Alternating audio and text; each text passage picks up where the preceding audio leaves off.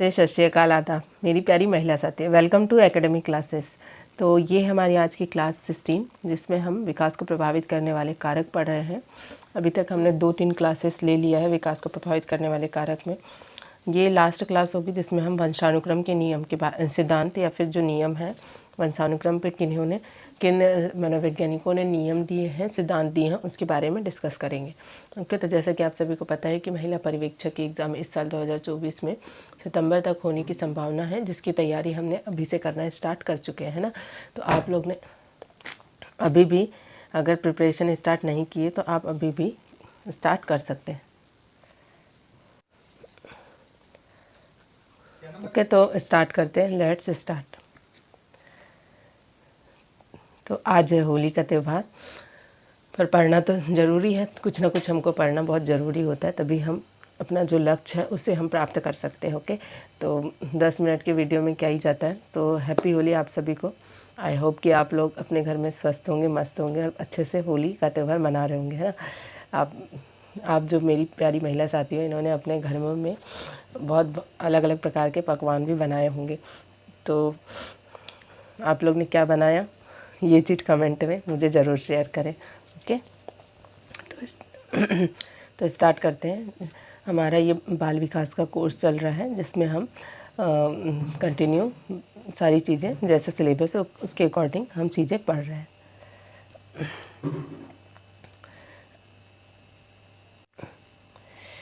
तो अगर मैं बात करूँ वंशानुक्रम व जैविक कारक, मतलब कि हेरिडिटी एंड बायोलॉजिकल फैक्टर, वातावरण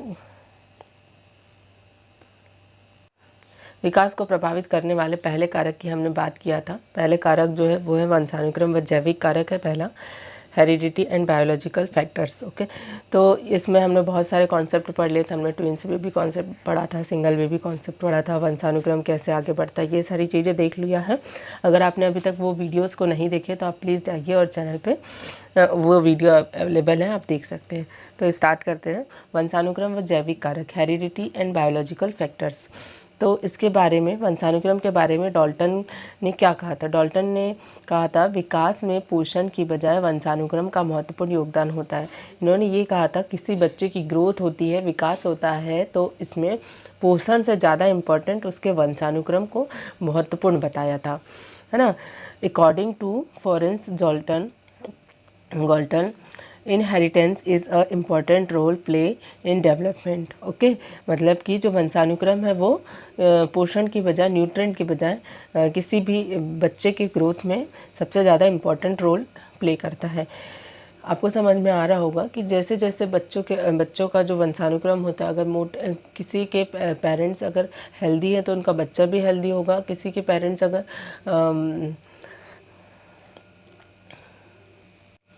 अनहेल्दी होते हैं तो उनका बच्चा भी थोड़ा सा अनहेल्दी होता है।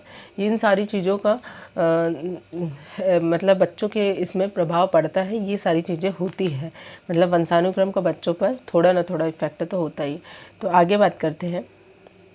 तो आपको समझ में आ गया होगा कि गाल्टन ने वंशानुक्रम के बारे में क्या बोला था। ओके, ये सारी चीज़ें आपको अपने नोट्स में ऐड करना है। अब बात करते हैं वुडवर्थ की। वुडवर्थ ने क्या बोला है, ये तो मैंने आपको पहले भी लेक्चर्स में बताया कि वुडवर्थ ने क्या बोला है, और वुडवर्थ और मोरक्यूस ने भी यही चीज़ें बोली थी। वंशानुक्रम जो है वो किसका विकास जो है वो वंशानुक्रम और वातावरण का गुणनफल होता है। Development is a product of inheritance in environment, मतलब कि इनके अंतःक्रिया और वातावरण का, अंतःक्रिया में क्या आ जाता है, वातावरण और वंशानुक्रम दोनों चीज़ें आ जाती है। तो इनका क्या होता है, सम्मिश्रित रूप होता है, इनका गुणनफल होता है। ये चीज़ हमने पहले भी देखी थी। ओके, तो आपने अभी तक के नोट्स बनाना स्टार्ट कर दिया होगा। मुझे लगता है आपने अभी तक के नोट्स बनाना जो है वो स्टार्ट कर दिया होगा। ये बहुत ही ऑथेंटिक नोट्स हैं। ये एक कोचिंग इंस्टीट्यूट की नोट है, जैसे कि मैंने आपको पहले भी बताया कि मैंने एक कोचिंग इंस्टीट्यूट में क्या सब्सक्रिप्शन लिया हुआ है, मेरा पैड कोर्स है, उसी के थ्रू मैं आपको ये सारी नोट्स प्रोवाइड करवा रही हूँ। आपको बिल्कुल भी, अगर आप अफोर्ड कर पा रहे तो अच्छी बात है, नहीं भी कर पा रहे तो आप इन वीडियो लेक्चर्स के थ्रू आप अपनी तैयारी कंटिन्यू कर सकते हैं बिना किसी पैड कोर्स के लिए। आगे बात करते हैं। इनहेरिटेंस जो है वो कैसे होता है, मतलब इनहेरिटेंस के द्वारा क्या क्या होता है, वंशानुक्रम में हमें क्या क्या चीज़ें प्राप्त होती है। तो वंशानुक्रम से बालक की आँखों का रंग, बालक के की आकृति, त्वचा का रंग, शारीरिक लक्षण का क्या होता है, निर्धारण होता है ना।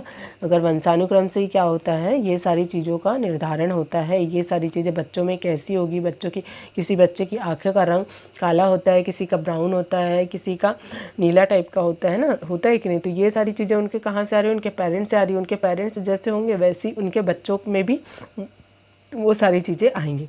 बालों की आकृति, किसी के घुंघराले बाल होते, किसी के लंबे बाल होते, किसी के छोटे होते, किसी के लंबे होते, तो ये सब भी किसी के पतले होते हैं। तो ये सारी चीज़ें भी किससे होता है, और उनके वंशानुक्रम से ही, उनके माता पिता से जो जीन प्राप्त होते हैं उन्हें, है ना, उन्हीं के कारण ये सारी चीज़ें किसी भी बच्चों में आती हैं। त्वचा के रंग की अगर मैं बात करूँ तो कोई बच्चा काला होता है, कोई गोरा होता है, कुछ ज़्यादा ही गोरा होता है ना। आप लोग ने अपने आस पड़ोस में बहुत सारे बच्चों को देखे होंगे, तो आप बता सकते हैं कि किस प्रकार से माता पिता का बच्चों पर प्रभाव पड़ता है ना, मतलब, या फिर ऐसा भी कह सकते हैं बच्चों का माता पिता। ठीक है। तो और शरीर में जो भी लक्षण हैं ये सारे भी उन्हें माता पिता से किसी भी बच्चे को प्राप्त होते हैं। तो आप लोग ने यहाँ पे देख लिया कि वंशानुक्रम के द्वारा क्या क्या किसी भी बच्चे के विकास में प्रभाव पड़ता है और उस चीज़ का निर्धारण करते हैं। आगे बात करते हैं वंशानुक्रम के नियम।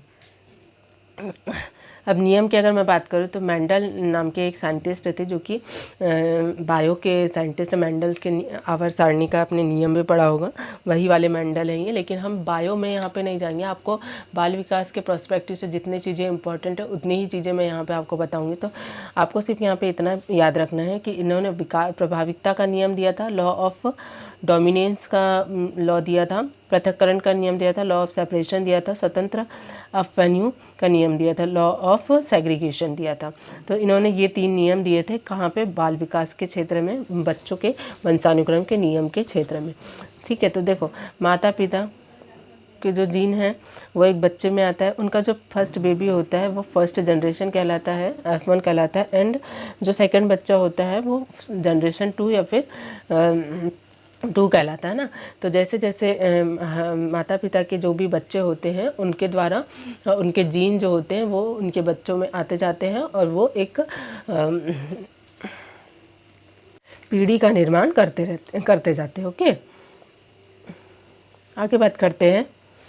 माता पिता से बच्चों में कुछ बीमारियां वंशानुक्रम में मिलती हैं। अब अच्छी चीज़ें तो मिलेगी, लेकिन साथ में उनको गलत चीज़ें भी मिलेगी। किसी न किसी अच्छी चीज़ के पीछे बुरी चीज़ भी होती है ना। जब बच्चों को अगर माता पिता का अच्छी चीज़ें मिल रही है तो उनकी बुरी चीज़ें भी मिलेगी, उनकी बीमारियां भी मिलेगी, है ना। तो वंशानुक्रम की जो बीमारियां होती हैं, जो नॉर्मली देखा गया है, उस पहली बीमारी का अगर मैं बात करूँ तो वो गंजापन। अगर किसी के पेरेंट्स के बाल नहीं होते, जिनके कम बाल होते हैं, बिल्कुल भी, कुछ लोगों के कम होते हैं, किसी लोगों के बहुत ज़्यादा होते हैं, तो ये जो बीमारी है ये बच्चों को भी वंशानुक्रम में मिलती है, उन्हें भी मिलती है। ओके। सेकंड होता है रंग वर्णता, मतलब कि कलर ब्लाइंडनेस। कलर ब्लाइंडनेस की अगर मैं बात करूँ तो मैंने तो अभी तक कि ये जो होता है ये नहीं देखा है कि किस प्रकार से बच्चों में होता है। तो इसमें जो है रेड और ग्रीन कलर बच्चों को नहीं दिखाई देता है। ठीक है, वो उनमें पहचान नहीं कर पाते हैं, क्या पहचान नहीं कर पाते उन दोनों कलर में। थर्ड बीमारी की अगर मैं बात करूँ तो हीमोफीलिया, जिसमें रक्त से संबंधित होती है। इसमें क्या होता है, रक्त का थक्का नहीं बन पाता है। जो भी बच्चे को इस बीमारी होती है इसमें क्या हो जाता है, उन्हें रक्त का थक्का नहीं बन पाता है। तो आप लोग ने यहाँ पे देखा कि जो माता पिता से बच्चों में कौन कौन सी बीमारियाँ वंशानुक्रम के रूप में प्राप्त होती है। यहाँ पे 3 बीमारियों के बारे में हमने जिक्र किया। तो ये थी हमारी आज की क्लास। आई होप कि वीडियो आपको पसंद आया होगा। अगर आपको वीडियो अच्छा लगा हो, पसंद आया हो, चीज़ें आपको समझ में आ रही हो तो प्लीज़ वीडियो को लाइक कीजिए, कमेंट कीजिए एंड चैनल को सब्सक्राइब कीजिए। ऐसे ही वीडियो आप लोगों के लिए इस चैनल पे आते रहेंगे। ओके, तो मिलते हैं नेक्स्ट वीडियो में, तब तक के लिए बाय बाय। वंस अगेन आप सभी को हैप्पी होली।